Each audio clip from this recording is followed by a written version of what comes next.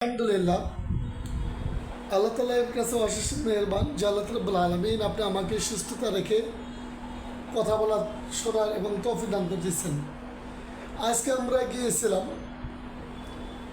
ওয়াহিদনী শামসুল সুফিয়া মহিলা ক্যাডেট মাদ্রাসার চতুর্থ শাখা মাদ্রাসা খুলব আমরা। সেই মাদ্রাসা ভিজিট করার জন্য আমরা এই দুজনে গিয়েছিলাম। আমার এই ছাত্র সমতুল্য, তার কাছে আমি জিজ্ঞেস করব যে আসলেই আজকে যে আমরা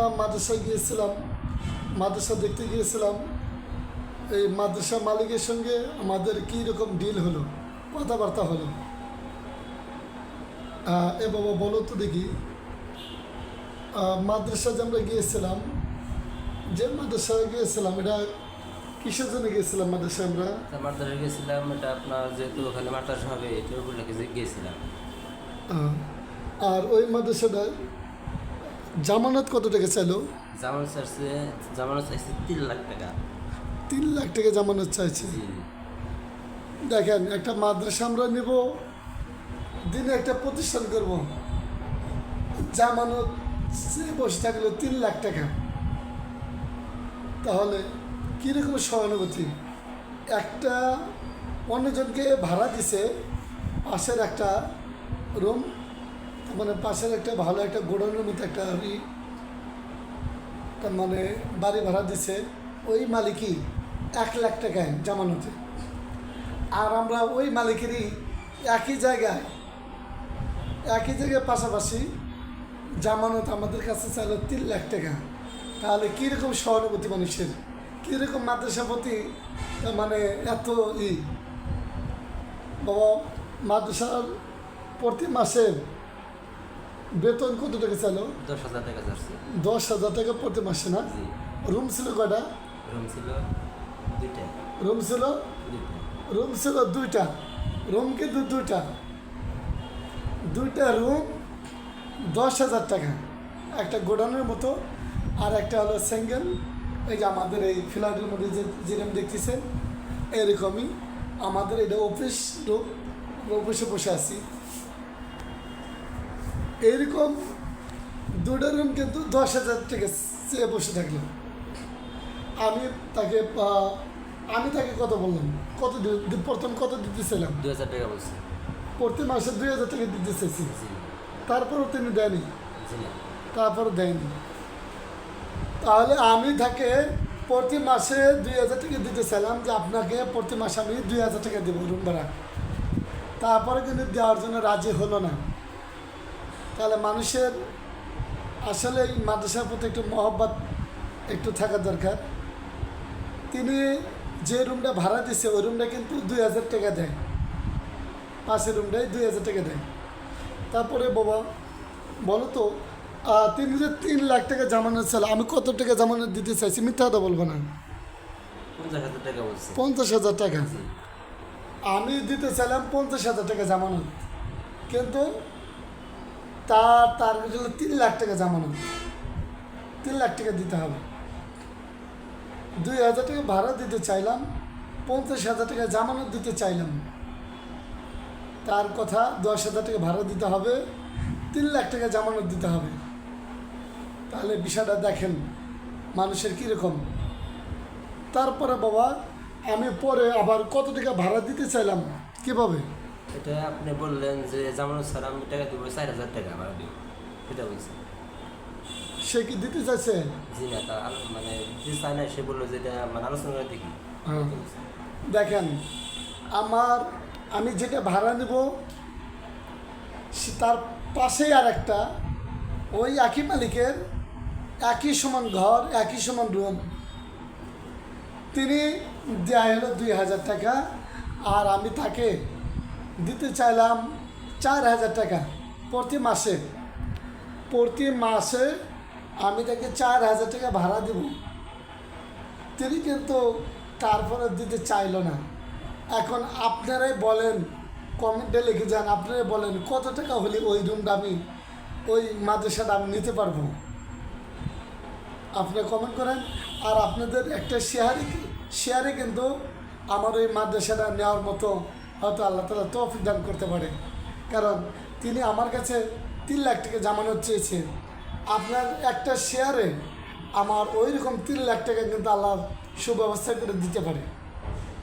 আমি কারো কাছে কোনো টাকা পয়সা চাচ্ছি না, আমাকে কোনো প্রকার টাকা দিয়ে হেল্প করা লাগবে তাও চাচ্ছি না। আপনি শুধু আমার এই ভিডিওটি একটা শেয়ার করবেন, একটা শেয়ার দিবেন, কমেন্টে লিখে যাবেন যে আসলেই ওই মাদ্রাসাটা কত টাকা হলে নিতে পারবো, সুপরামর্শ দেবেন। ধরেন আপনি আমার একজন উপদেষ্টা হিসাবে আমাকে সুপরামর্শ দেবেন ইনশাল্লাহ। আর যারা আমার ইয়েতে আছেন, ফ্রেন্ডের মধ্যে আছেন, আপনারা সবাই তো আমার বন্ধু। আর বন্ধু এক বন্ধুকে তো উপদেশ দেওয়া স্বাভাবিক। এই জন্য কমেন্টের মধ্যে একটু উপদেশ দেবেন যে কত টাকা হলে ওই মাদ্রাসাটা আমি নিতে পারবো। এর আগে আমি 2টা মাদ্রাসা নিয়েছি, অলরেডি 3টা মাদ্রাসা আমার অলরেডি নেওয়া হয়ে গেছে। একটা হলো 1900 টাকা ভাড়া দিতে হয়, আর একটা 2500 টাকা দিতে হয়। তাহলে এই মাদ্রাসা 4000 টাকা যাচ্ছে। আরেকটি মাদ্রাসা আমার জমির মধ্যে কোনো ভাড়া দেওয়া লাগে না, সেই জন্য এই মাদ্রাসাটি 4000 টাকা যাচ্ছে। 4000 টাকা আমি দিতে চাচ্ছি, 10,000 টাকা ভাড়া চাচ্ছে। আপনারা পরামর্শ দেবেন, আপনারা কমেন্টে লিখে যাবেন, আর ভিডিওটি বেশি বেশি করে শেয়ার করবেন। আপনার একটি ভিডিও শেয়ারের মাধ্যমে হতে পারে আমার অনেক উপকার হতে পারে। এই জন্য ভিডিওটি বেশি বেশি করে শেয়ার করবেন। অবশ্যই আমাদের মাদ্রাসার উপদেষ্টা হিসাবে আপনিও একজন উপদেশ দেওয়া যাবেন ইনশাআল্লাহ। বাবা, এদের সম্পর্কে আর কিছু কথা বলবো। আমাদের ফ্রেন্ড আছে, দর্শকের সম্পর্কে কোনো কথা বলা নেই না? আচ্ছা, যাই হোক, কোনো কথা বলা নেই। আমরা দুজন গিয়েছিলাম মাদ্রাসা করার জন্য। 2টা মাদ্রাসা ইতিপূর্বে কিন্তু আমরাই প্রথম মাদ্রাসা আমরা দুজনেই, প্রথম যে মাদ্রাসা দ্বিতীয় শাখাটাই কিন্তু আমরা দুজনেই গিয়ে এই মাদ্রাসার মালিকের সাথে কথাবার্তা বলে আমরা দুজনেই কিন্তু মাদ্রাসা ঠিক করি, তাই কি না? দুজনেই। আজকে কিন্তু আমরা দুজনেই গিয়েছিলাম। ইতিপূর্বে আরেকটি মাদ্রাসা, ওটা গিয়েছিলাম দুজনেই, কিন্তু কথা হয় নাই। পরে আমি একা ওটা ঠিক করে ফেলছি, ওটার জন্য দুজনে গিয়েছিলাম। আজকেও কিন্তু আমরা দুজনে গিয়েছিলাম। আল্লাহ তাআলা হয়তো আমাদেরকে দুজনকেই যেন আল্লাহ তাআলা কবুল করে দিনের রাস্তায়, আর এইভাবে যেন দিনের রাস্তায় থাকতে পারি ইনশাআল্লাহ। মাদ্রাসার নেওয়ার জন্য আপনারা সবাই দোয়া করবেন। আমার টার্গেট, আপনি যে থানায় থাকেন, কোন থানায় থাকেন, এই থানার নাম কমেন্টে লিখে যাবেন ইনশাআল্লাহ। অতি দ্রুত আপনার থানার মধ্যে আমি একটা মাদ্রাসা অতি দ্রুত করার চেষ্টা করব ইনশাআল্লাহ।